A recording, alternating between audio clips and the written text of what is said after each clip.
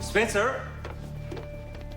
Bro, no, they did not. Oh my lord. All right, so, okay. This is sort of an unscripted video. I've finished like a few episodes of Overdrive. I'm still like 5 or 6 episodes in, and I just need to say something. I already know people are gonna look at the title of this video and then not even watch it and be in the comments being like, oh my gosh, someone, of course, now they hate Overdrive. Shut the hell up. I love Overdrive, okay? So Overdrive happened during a writer's strike, apparently, and, you know, I'll give it some flack for that. At the same time, I still have to critique what we got. This is the show that we got, regardless of what happened, so, like, this is the show, right? I've been watching these episodes and realizing, like, okay, yeah, they're going on an adventure, they're getting all the jewels and stuff, but, like, why did these episodes feel so long?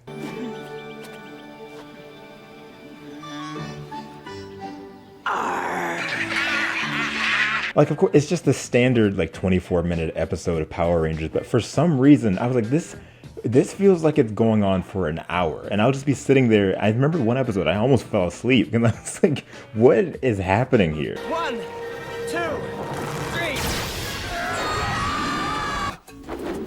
And it was just so interesting to me because I hadn't felt that way for any other series, like especially in the Disney era of Power Rangers. And I think I realized it's because in Overdrive, because it's an adventure type thing, they're always going all over the place. And it makes it feel like so much is being packed into these episodes when in reality it's probably like not. Like 2 minutes they'll be in the command center, then they'll be out in a field somewhere, and then they'll be in the city looking for something, and then they'll be in the command center again, and then they'll be in a volcano, and then they'll be in the swords. I'm like, geez, can y'all slow down? Hey, ugly. What?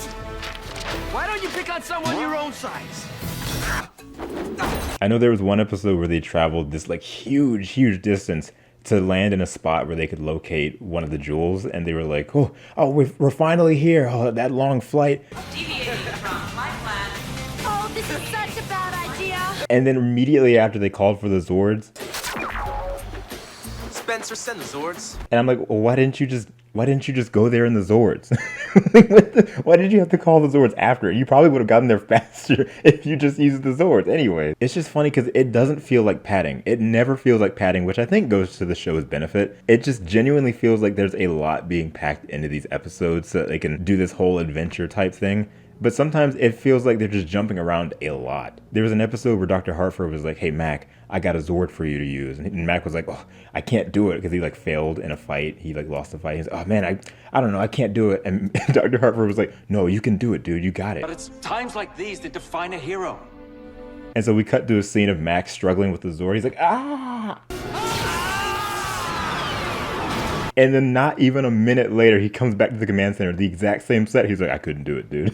It's like, we jumping back and forth so quick. But again, it doesn't feel like padding. Sometimes it just feels genuinely nice. Like we had a really nice Dax episode where he falls in love with this girl who I didn't know was a villain initially. I mean, I did, but like growing up, of course, I saw clips of her online, like as a villain. But like when she showed up in this episode, I couldn't place her face at all. I was like, who is this? And then we find out she was a villain trying to get inside information. It was really nice. I think it was a really well done episode. Gave us some nice focus on Dax. And again, it was a really cool episode about Dax, and I liked it a lot. Oh, romances will come and go, but true friends are always there for each other. It plays into like the Rangers being fun and interacting like friends, like I mentioned in the last video. It's really nice to see. We didn't think you were going to make it. I even thought you were going to do something dumb like bring her along. I dropped her off around the corner, but I told her to stay there. And even the episode that I just mentioned about Mac not being able to handle a Zord, it was an episode about him wanting to give up being a Ranger because during the episode, again, it's so jam-packed, we see him failing a bunch of times, you know, not being able to do the Zord and losing like 2 different fights in the same episode. He's like, I can't do it. He sees the team just chilling in their Zords because they think that Mac's gonna come and save them after they get stuck. And he's like, oh shoot, maybe I should go help him out. And it's a really nice moment. I love that a lot. I had Zord trouble. I hate it when that happens. I hope you forgive me for bailing out. We knew you'd come back. Ranger up, guys. Also in these episodes, they just be doing whatever. First of all, Spencer just puts on whatever outfit he can. I guess that's the gimmick with him, is that he's always in disguise. They have Will committing a crime just to get the scrolls to help find something. And it's like, okay, but these aren't like monsters. This is like actual security. You are actually committing a crime, but whatever. You obviously don't know who we work for. Evidently, you don't know who we work for. All right. And it turns out Spencer was like disguising himself to help them get the scrolls. He's always just dressing up. And also this show, like everything just happens. They meet pirates. So just stay out of our way. And who is this saucy young beauty? What? Okay, and here's another thing, okay? I'm sure they're great people. This is not about the people, it's just about the acting. Sometimes the acting is not great. And specifically, I'm talking about the lady who played Miratrix, I think is the name of the villain, Miratrix, and then Rose. Rose's acting is not the best. I think her acting was actually the best when she was a pirate. But I feel as jolly as a jaybird. Now let's go find us the Eye of the Sea. Like, she went all out, and you can tell she was just having fun with it. But outside of being a pirate, I feel like it's just a little bit too hammed on. Not to mention his spirit taking me over and turning me into a pirate. How humiliating. You're right. All the relics from that era have been discovered long ago. And it's a bit of the opposite way around with Miratrix. Like, she was really great when she wasn't in villain mode, but the moment she became a villain, I feel like she enunciates everything way too hard. Are you sure you want to mess with us? What's that thing? You're not the only one with massive machinery.